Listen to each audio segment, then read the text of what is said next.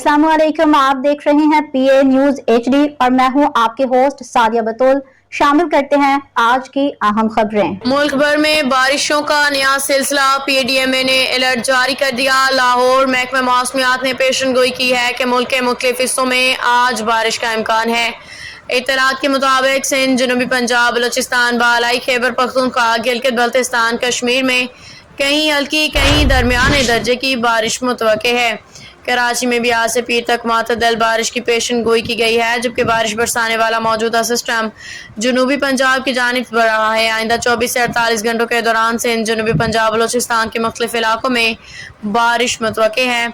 सैलाब मुतासरीन के लिए रिलीफ एंड रेस्क्यू ऑपरेशन शुरू, हुकूमत इन एक्शन। महकमा मौसमियात ने इतवार के रोज एक नए और ताकतवर मॉनसून सिस्टम के मुल्क में दाखिल होने की इत्तला दी है, जिसके बायस इस्लामाबाद, खैबर पख्तूनख्वा, बलाई पंजाब, कश्मीर, गिलगित बल्तिस्तान में मूसलाधार बारिश की तवक्को।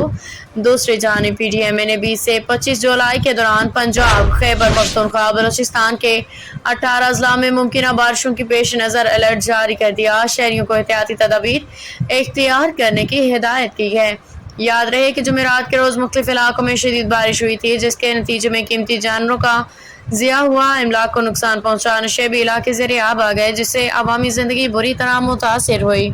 न्यूज स्टूडियो से अब तक के लिए इतना ही। मजीद खबरों और अपडेट्स के लिए देखते रहिए पीए न्यूज एचडी।